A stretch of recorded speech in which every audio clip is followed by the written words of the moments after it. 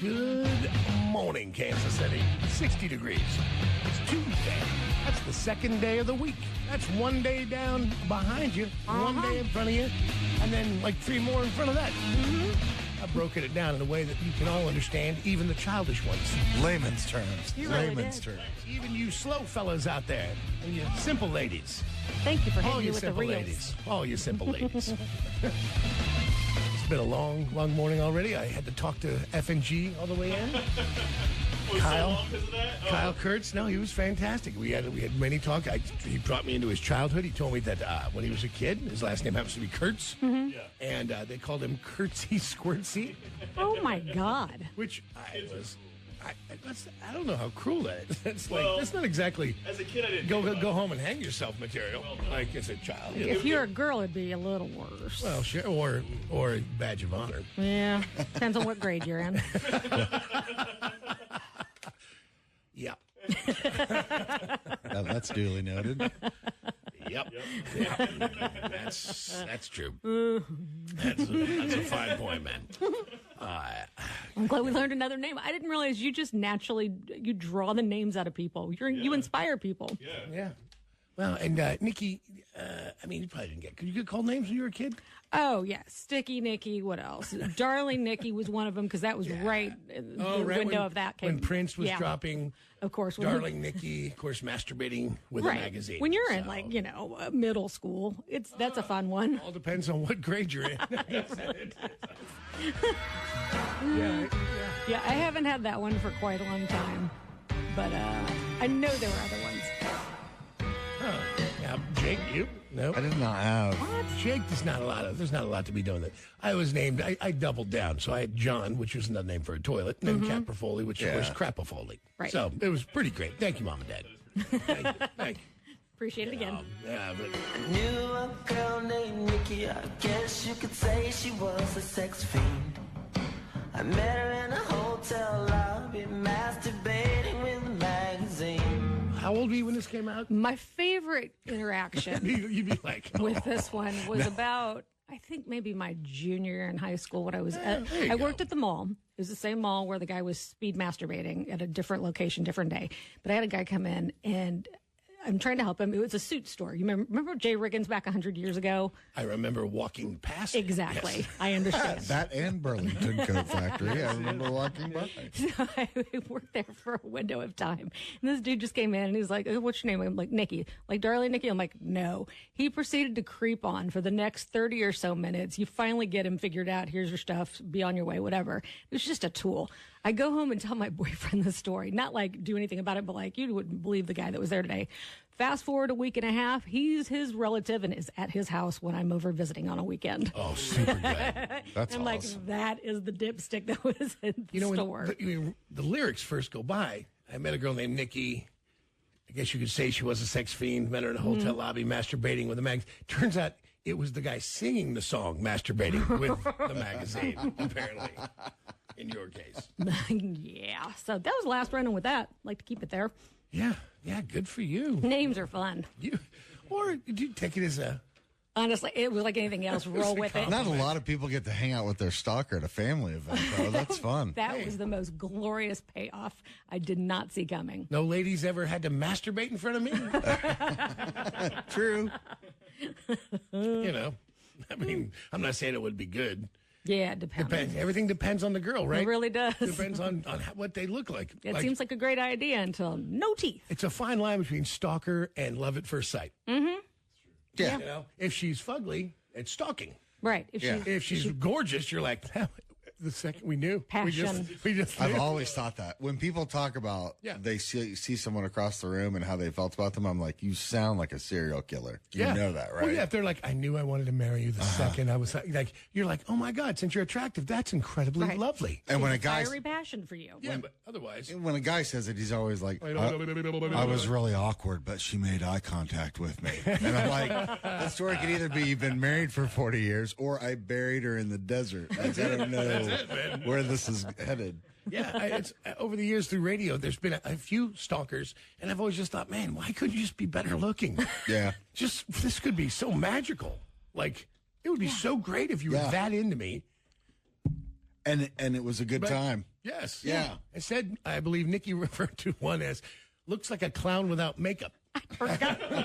That is so horrible, and I forgot I even said that. Looks like a clown without makeup. It was the pain talking. I'm sorry. I'm in danger. Yes, that was a good time, man. On the show today, our favorite, Kathleen Madigan, is going to stop by. Kathleen Madigan's specials like Hunting Bigfoot and Bothering Jesus and Gone Madigan, you know, from Comedy Central and Last Comic Standing, her podcast, Madigan's Pubcast. She is in town in a couple of weeks, Saturday, October 14th at the Midland. Well, I'm a huge Madigan fan. We met her, of course, with Lewis Black. Yeah. When they were dating and inseparable. And by the way, they were perfect for each other. I hope they go back to each other someday. Yeah, I hope they have a pact that if nothing happens, they get back together.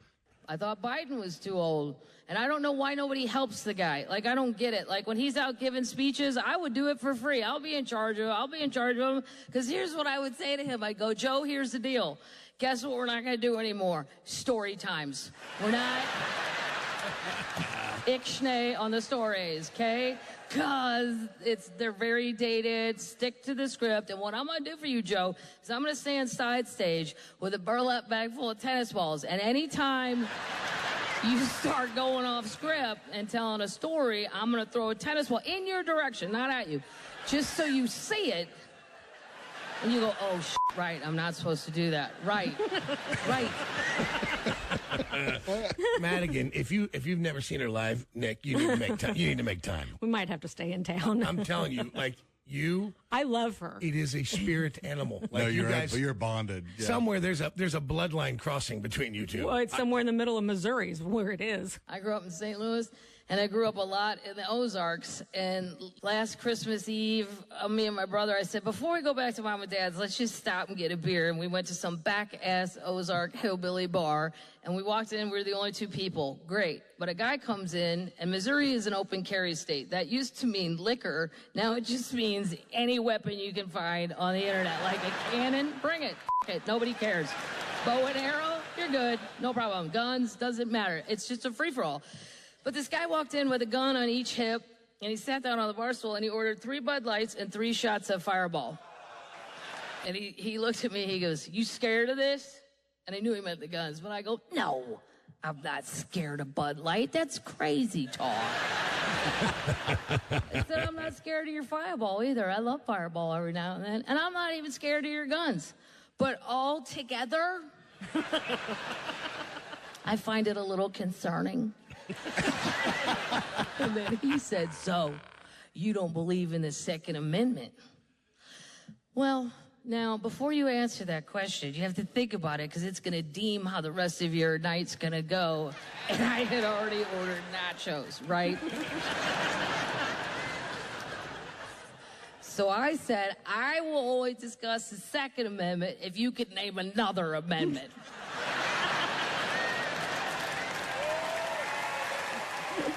Madigan rolling up into the Midland Theater, October 14th. That's a Saturday night, the Box Wine and Tiny Banjos tour.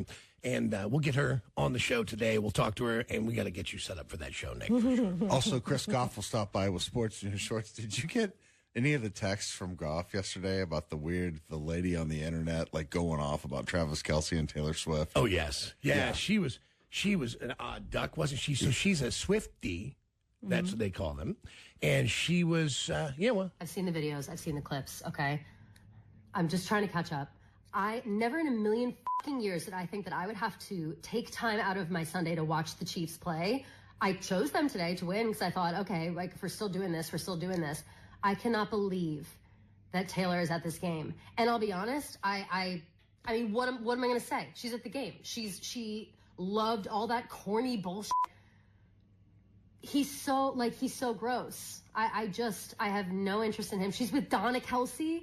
Everything about this I hate, but she seems to love it. I don't know. She seems to love it. She's having a good time. What a betrayal for the Eagles, by the way. She's an Eagles fan. She sings about Eagles t-shirts in her songs, but she's doing this. I'm just saying that I think she's a little dick struck, okay? Maybe Travis is a dick like that, because you don't betray your team and then get, in a Chiefs jersey and jump up and down in a booth with his mom if his dick's not that good. So he must, despite how vile and so embarrassingly lame he seems, he must have that good dick game. So good for her. Wow. My favorite part is Jason Kelsey says, preach. Right? That's your brother. I feel like that girl is a lonely girl. Yeah, there's a lot going on there. Like that's a. And then on a lot of levels, she's mad about the football team. She's mad about Taylor. She's mad about. I saw the video. I mean, she's mad about herself. Yeah. She's mad about the outside of her. Yeah. The inside of her. The lack of anything inside her. I was more bad about. Yeah. Oh, no, D. Not this season, last baseball season, Whitney got tickets to a suite through her company to go to a Royals game, and Jackson was with us. And we went and saw the game, and coming back down on the elevator, we were on the elevator. It was just us and Travis Kelce. And so I asked, hey, can I get a picture for my son? And he was like, yeah, no problem. He goes, let's just do it before we get off the elevator. There'll be all these people out here. But meeting him and getting up close, seeing what a big dude he is. After watching that video last night, we're sitting on the couch and we're laughing about it. And my wife is like, I'm sure he does have that big D energy. He's a massive dude. And I'm like, hey. Yeah, right. Yeah. Right. Yeah. Yeah, that girl in that video is like the chick that killed Selena. She's running somebody's fan club. Yeah. She is. I didn't see us taking that turn. Yeah, just saying. She is, man. You seen that movie? Now I immediately just caught up. I'm like, oh, yeah. Oh, yeah. It starts like that. Big fan of running things. That's it. I'm telling you, man. That's just the way it is, man. Bitches be crazy. It's just the way it works. Kathleen Madigan stopped by the show today. Chris Goff with Sports and Shorts. If we have time, maybe some more FMK today.